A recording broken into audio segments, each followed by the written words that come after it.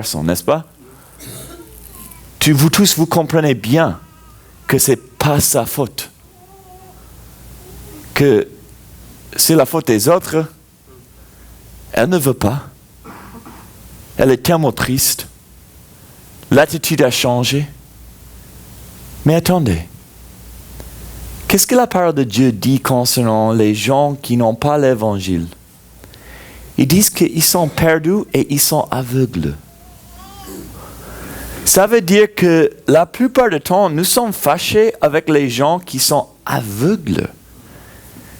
C'est pas que c'est juste leur faute. Pourquoi est-ce que mon ami là pense comme ça? Pas toi, mais celui que tu représentes ce matin. Pourquoi il pense comme ça?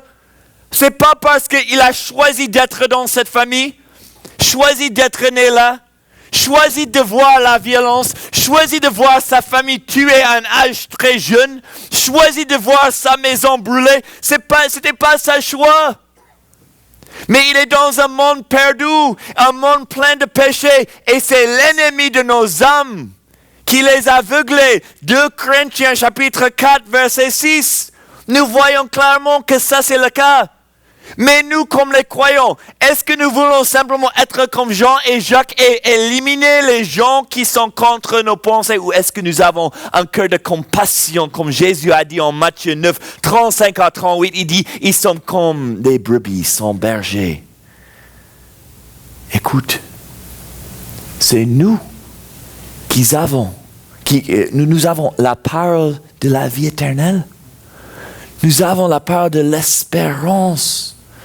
Nous avons pas juste les mots, nous avons la vie que ce monde a besoin. Est-ce que la plus grande chose, c'est vraiment que je meurs à cause de partager? Non, c'est pas grand chose. J'ai la vie éternelle. Mais ils n'ont pas. On a l'opportunité d'y aller, de partager, de leur dire que tu es aimé avec un amour éternel. Jésus a dit ici, il a dit qu'ils sont perdus. Ils ont besoin d'être sauvés. Tu sais, les brebis, il y a beaucoup d'animaux qui peuvent vivre sans maître, sans berger, sans maison, mais pas les brebis. Si un brebis est sans berger, c'est un brebis qui est mort.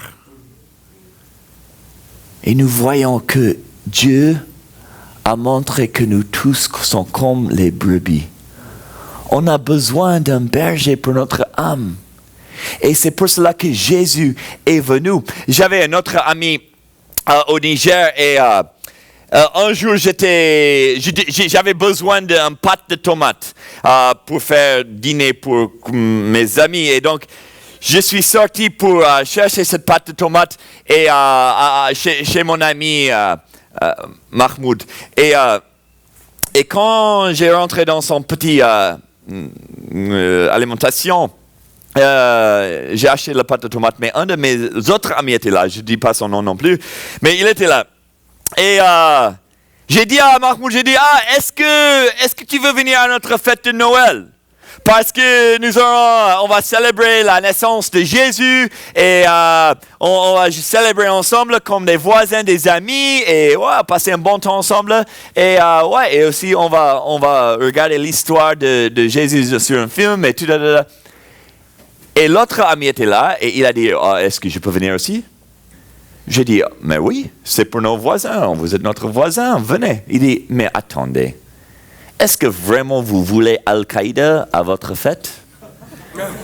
J'ai dit, si tu es Al-Qaïda, ouais, bien sûr nous voulons Al-Qaïda à notre fête, parce que nous voulons que tu sois là. Il a dit, mais attendez. Il dit, est-ce que tu crois vraiment dans les prophètes? J'ai su bien ce qu'il disait, mais j'ai répondu à la question seulement. J'ai dit, je crois bien aux prophètes. Il dit, mais attendez, est-ce que tu crois dans tous les prophètes? Et j'ai dit, je sais ce que tu dis. Tu veux dire, est-ce que je crois en Mohammed aussi? Il dit, ouais. J'ai dit, mon ami, je suis venu ici pour acheter des pâtes de tomates, n'est-ce pas? Il dit, ouais. J'ai dit, d'accord. Si je trouve un pâte de tomates, est-ce que je vais continuer à faire du shopping à des autres alimentations? Est-ce que je vais aller chez moi pour faire la cuisine? Il dit, bon, probablement tu vas retourner chez toi pour faire la cuisine. J'ai dit, ouais, tu as raison. Tu sais, dans la vie, j'ai cherché pour l'espérance. J'ai cherché la joie. J'ai cherché la paix. J'ai cherché la vie éternelle. J'ai cherché plusieurs choses. Et quand j'ai trouvé Jésus, il ne m'a pas dit peut-être tu peux les avoir. Il m'a donné tout et beaucoup plus. Amen. Mohammed est venu 600 années après Jésus. Il n'a rien à faire concernant ma foi parce que j'ai trouvé tout ce que j'avais besoin en Jésus. Et la recherche, c'est fini. Comme avec le pâte de tomate, je vais chez moi pour faire la cuisine. Pour ma vie éternelle, c'est fait. Je l'ai tout en Jésus. Pourquoi je cherche encore? Je n'ai pas besoin de Mohammed. Tu sais, nous sommes des amis jusqu'à aujourd'hui. Tu dis, c'est étonnant? Ce n'est pas étonnant.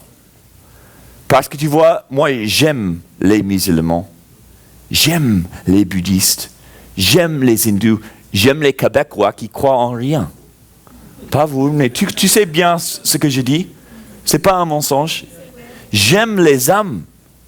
Mais tu sais pourquoi j'aime les âmes? J'aime les âmes parce que j'ai vu ce que mon Seigneur a fait pour eux. Qu'est-ce qu'il dit ici? Le Fils de l'homme est venu, non pour perdre les âmes des hommes, mais pour les sauver. Est-ce que nous voyons des âmes comme le problème ou est-ce que nous voyons qu'ils sont ceux qui sont aveugles et ils sont dans un péage de l'ennemi? Et c'est nous qui avons le privilège. Non, pas le, qu'est-ce qu'ils ont? C'est pas un devoir. C'est un privilège d'aller dans les endroits les plus ténébreux du monde et partager la lumière de Jésus qui peut éclairer leur chemin, qui peut les montrer l'amour qu'ils ont cherché toute leur vie, pour leur donner la paix qui change les nations, pour leur donner la vie éternelle qui change leur pour toujours. Quelle joie!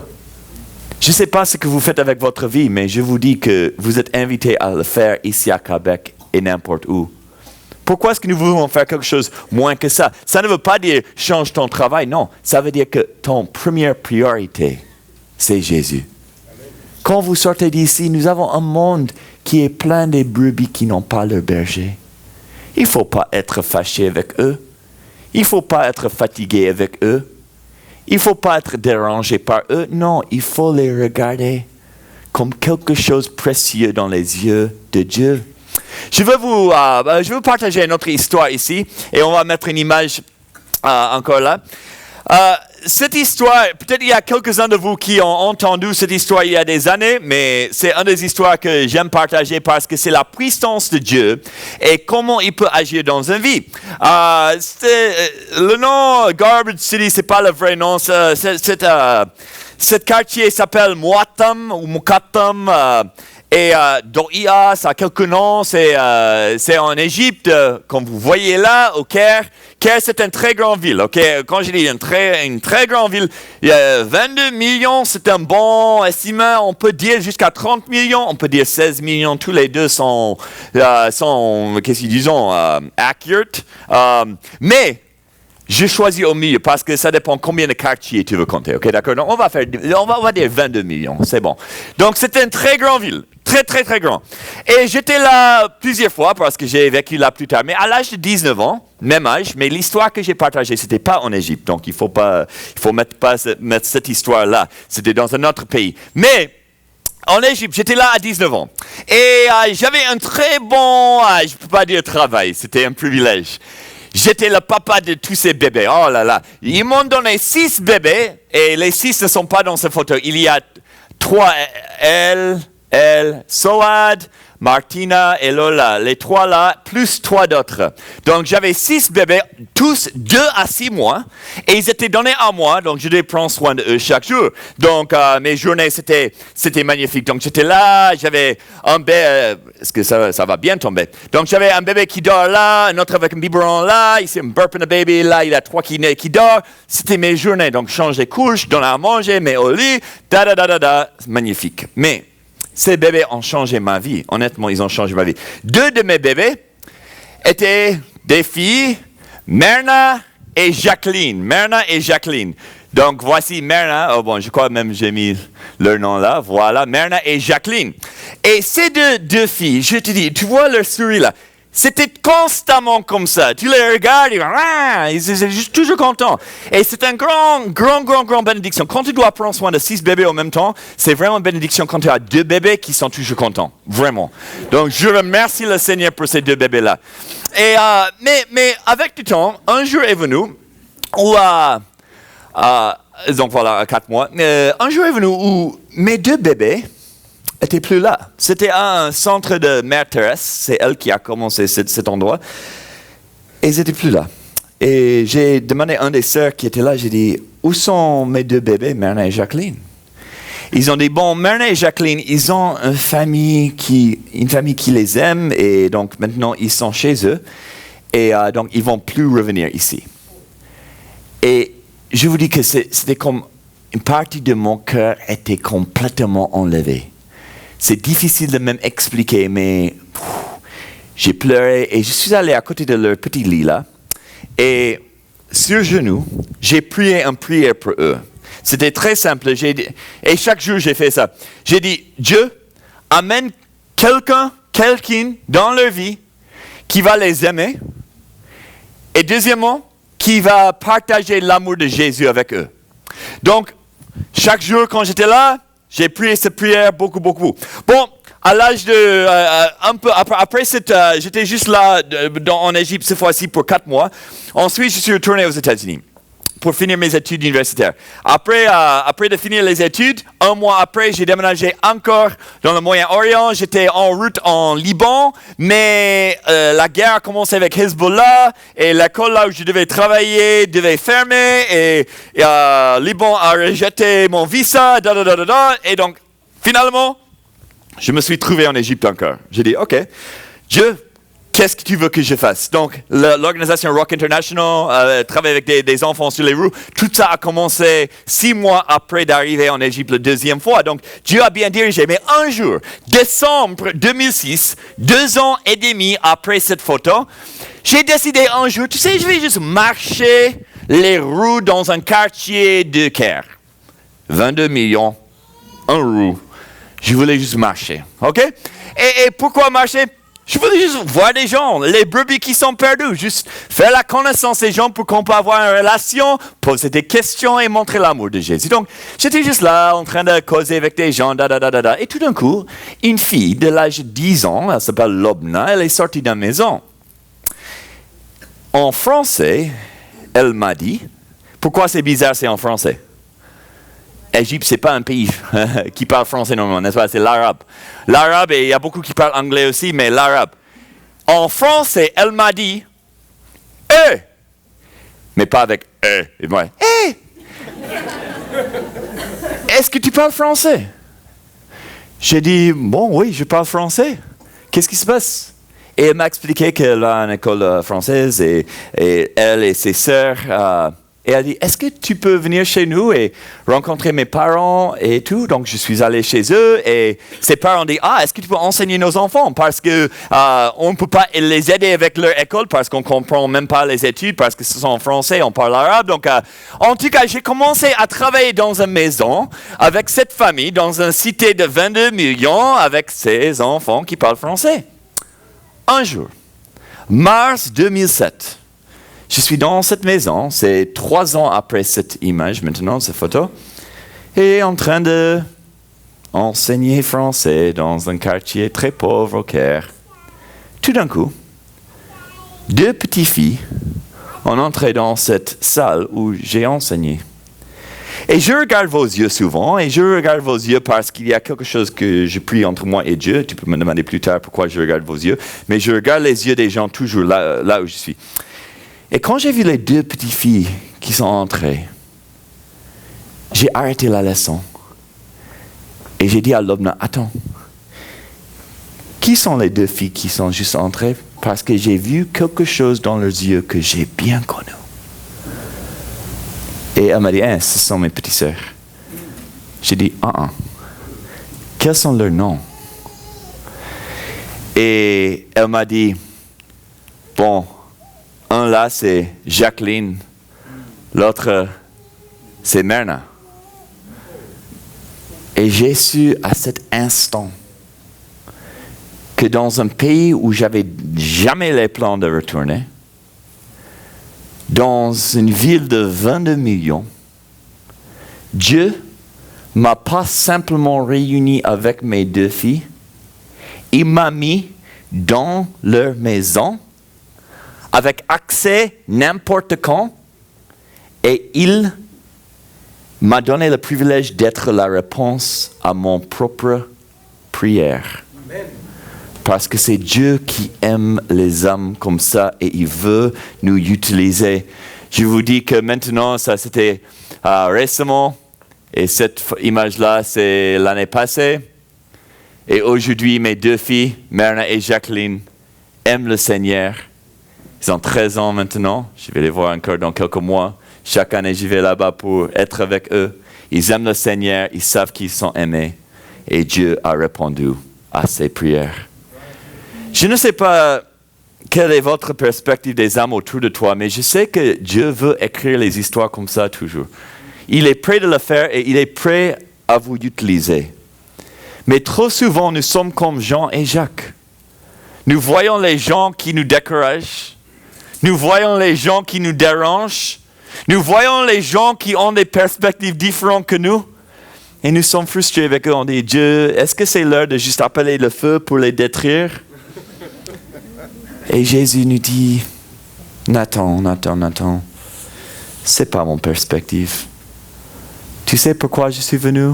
Pour mourir pour cette personne à qui tu dis il est distraction. Je les aime. Je les veux. Je veux qu'ils soient une partie de mon épouse éternellement.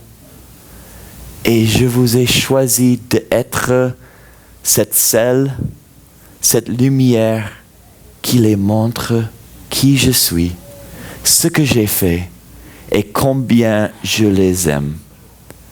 Je vous encourage aujourd'hui avec un message très simple. Tu sais, j'avais un autre message sur mon cœur pour partager avec vous. Ce n'était pas ce passage, c'était en Luc. Mais bon, tu dis ça, c'est en Luc aussi. C'était plus tard en Luc. Encore quelques chapitres en avance. Mais tu sais, ce que le Seigneur m'a dit aujourd'hui, il dit, il ne faut pas trop expliquer le passage. Il faut laisser une seule pensée avec tout le monde. Parce que je crois qu'on peut se souvenir d'un seul mot, vraiment. Et ce mot, c'est ce que Dieu pense de ce monde autour de nous. Hier, j'ai mentionné un petit exemple. Et l'exemple prend 30 secondes, donc je vais le faire encore. Mais comme enfant, ma mère, ne devait jamais m'enseigner de ne pas frapper les gens qui sont aveugles. Elle devait m'enseigner beaucoup de choses, n'est-ce pas? J'étais pas un enfant qui était très bon, en fait. J'étais un peu méchant. Je dirais que la méchanceté, c'était créatif quand même. Mais en fait, j'étais toujours méchant. Mais maman devait jamais me punir à cause de frapper les gens qui sont aveugles. Et tu dis, ça, c'est pas impressionnant. Personne ne le fait. J'ai dit, mais attends, nous le faisons. On frappe souvent les gens qui sont aveugles parce que on nous sommes fâchés avec eux. Mais vraiment, eux, ils ne voient pas. Et comment est-ce qu'ils peuvent voir si nous ne répondons pas à la parole de Dieu qui dit, vas-y, allez dans tout le monde. Prêchez la bonne nouvelle. Baptisez au nom de Jésus. Et les enseigner à obéir tout ce que je vous ai commandé. Et je suis avec vous jusqu'à la fin de ce siècle. Mes amis, nous avons un privilège. Nous sommes tellement bénis d'être au Seigneur. Mais il y a tant de brebis qui ne sont pas dans, qui ne sont pas, dans la maison du berger. Que nous soyons prêts à être celui que Dieu veut utiliser pour les Myrna et Jacqueline du monde et pour les tant de Québécois et aussi pour nos amis qui se disent terroristes. Mais vraiment, c'est les enfants qui sont perdus. Tu sais, quand je suis fâché avec quelqu'un, quand je vois leur méchanceté seulement, tu sais ce que je fais? Je sais que c'est probablement pas toi. Je crois que tu n'es pas une femme trop méchante, Mais tu sais ce que j'imagine? J'imagine cette personne comme un enfant de 2 ans.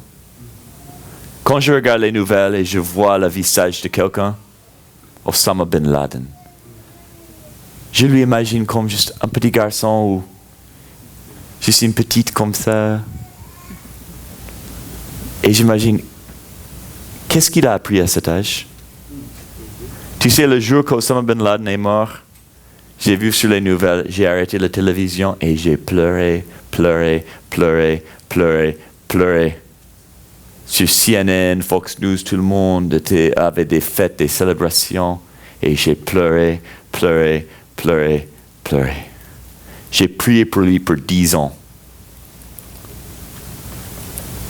Et je ne sais pas ce qui s'est passé, mais je crois qu'il n'a pas répondu à l'évangile, mais je ne sais pas, c'est Dieu qui sait. Mais ce que je sais, c'est que Jésus est mort pour lui et que Jésus l'a aimé. Que nous soyons utilisés par Dieu pour sa gloire éternellement. Prions-nous. Dieu, merci que tu nous aimes. Et merci que comme Jean et Jacques dans ce passage, ils ont vu simplement la méchanceté de l'homme. Merci Seigneur que tu vois beaucoup plus. Que toi tu ne vois pas simplement nos actions, tu vois l'action de Jésus sur la croix. Tu vois ce qu'il a fait pour nous. Et Seigneur, je prie que nous serons comme ce que Jésus a dit ici. Le Fils de l'homme est venu non pour perdre les âmes, mais pour les sauver. Seigneur, je prie que dès qu'on sort de ce bâtiment, on sort dans la société, dans la communauté que tu nous as donnée, que nous voyons le monde à travers de tes yeux. Nous voyons pas simplement ce qui est, mais ce qui peut être. Ce que tu as créé les âmes pour avoir, et ça c'est en relation avec toi à travers de Jésus-Christ. Aide-nous parce que ce n'est pas naturel. Ce qui est naturel, c'est de regarder quelqu'un et d'être frustré et fâché et fatigué par leurs actions. Mais Jésus, il nous donne un autre moyen.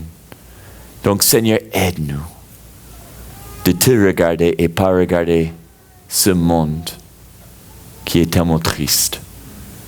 Merci pour l'espérance en Jésus. Et merci que cette espérance est éternelle. Nous prions ces choses dans son nom, le nom au-dessus de tout nom et le nom qui va revenir pour nous tous bientôt. Au nom de Jésus. Amen.